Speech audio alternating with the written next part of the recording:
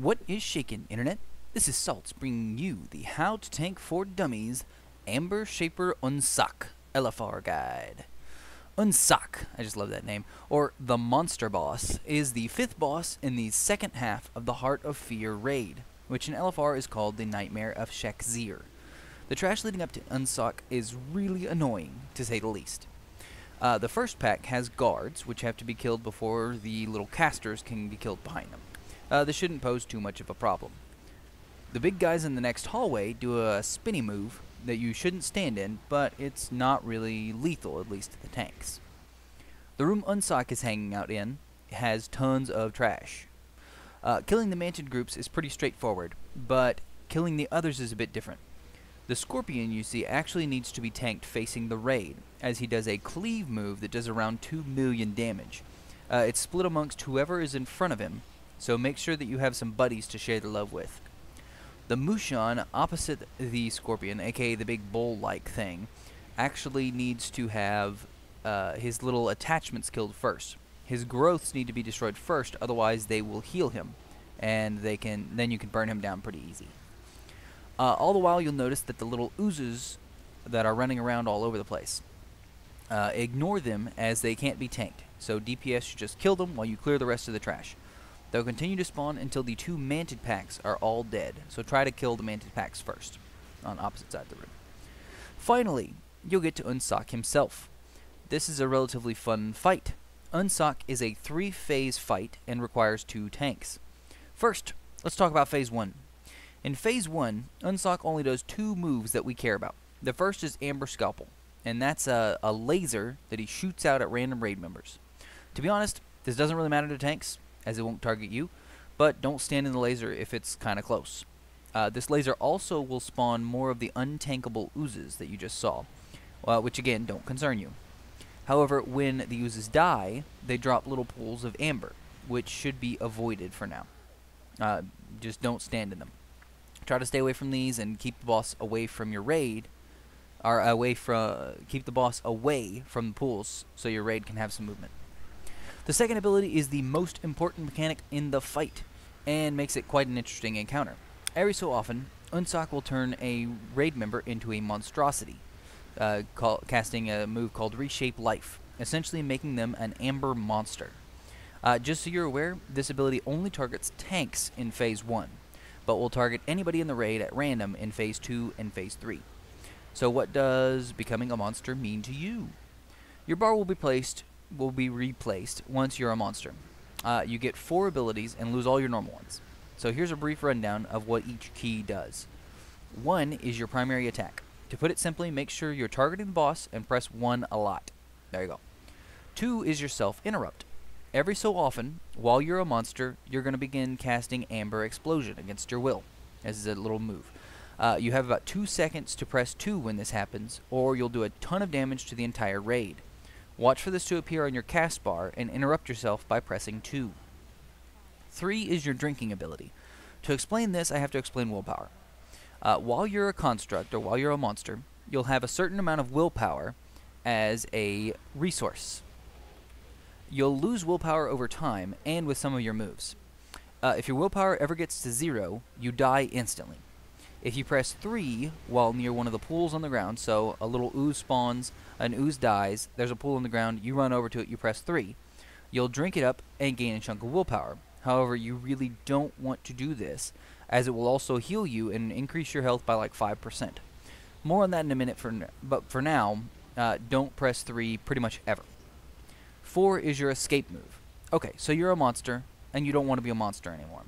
If you're below 20% health, you can press 4 and you'll go back to being your little old tanky self.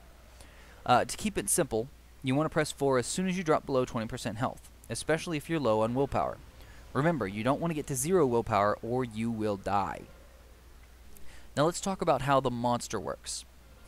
When you get turned into a monster, the rest of the raid becomes hostile to you and then can smack you in the face. This is actually a good thing, for once. You want the raid to beat you up, because the only way to escape from being a monster is to get under 20% health. Remember though, you have to keep interrupting yourself with 2, and beating on the boss with 1. Don't press 3 or you'll be healed, which is bad for your escape. The only time you should ever press 3 is when you're about to run out of willpower, or in Phase 3, which we'll discuss in just a little bit. That's pretty much it for Phase 1, so let's cover it quickly. Avoid lasers, don't stand in pools, and when you become a monster, press 1 a lot. Press 2 to interrupt yourself, and press 4 to escape. There's one more thing I want to explain. If you become a monster, you do not want the boss to keep hitting you, as every hit the boss does on you will take away your willpower. This means that the off-tank should taunt immediately if the main tank gets turned into a monstrosity, which should be the case in Phase 1. The tanks will be swapping, but it probably doesn't last that long. Phase 2 hits when the boss gets to 70% health. A big amber monstrosity will spawn, and he'll be your new target.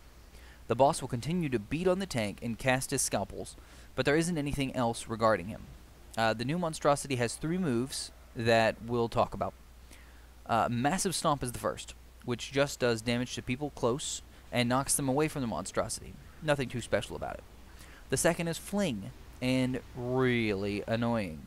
He'll pick up his current tank and throw them, doing a decent chunk of damage and stunning them for a few seconds.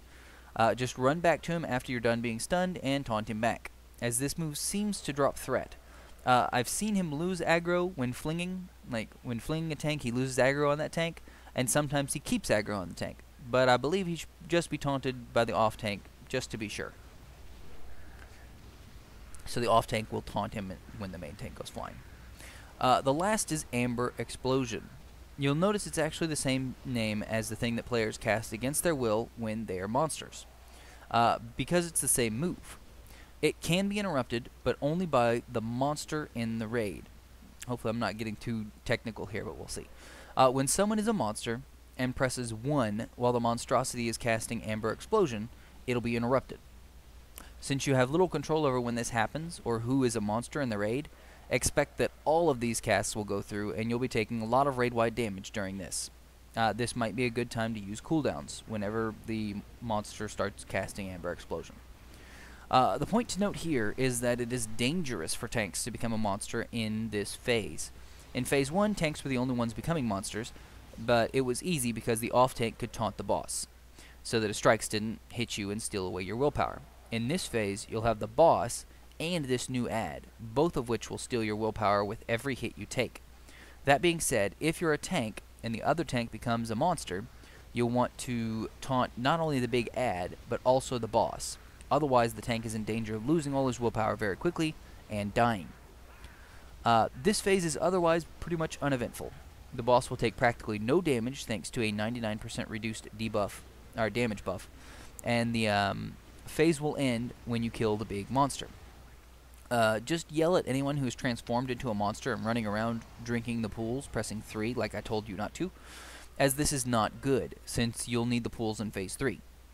Try to tell anyone who becomes a monster and doesn't know what they're doing to focus on pressing 1 and 4. Just press 1 and 4 a lot. And that's pretty much all you really need to do. One last thing before talking about Phase 3. When you are a monster, you can press 1 to do big damage to your target. This is nice. This is a nice little move, does a lot of damage, but you should be careful when using it. You want to be sure that you're targeting the boss, as the entire raid will be hostile to you as well, and you could very easily accidentally smack a little mage into oblivion. Phase 3 starts as soon as the big monster dies. This is simply a burn phase, as there will be lots of damage going out to everyone. The boss will keep turning people into monsters so fast now that it's pretty much unfeasible to try to burn them all down to 20% to let them escape. So during this phase, the only goal is to kill the boss. Anyone that gets turned into a monster, yourself included, should simply beat on the boss, and whenever their willpower is low, go to a pool and press 3 to gain more willpower. It's okay if you get healed at this point because you're not going to get escaped anyway. That pretty much covers the entire fight. Let's do a quick rundown. Avoid lasers, beat on anyone that is turned into monsters, and tank the boss, and his ad in Phase 2 like normal. If you're turned into a monster, target the boss, and press 1 a lot. Press 2 when you start casting Amber Explosion, and 4 whenever you're below 20% health. You can also press 3 when you're in Phase 3 if your willpower is low. For the overachievers out there, the biggest difference between LFR and normal is the Amber Explosions. They pretty much have to be interrupted because of the damage they do. so pressing 2 at the right time is crucial. Additionally, during phase 2, whoever's turned into a monster will have to watch when the boss is about to when the big monster is about to cast Amber Explosion, because the only way to interrupt it is to press 1 as a monster. So everybody has to watch for this.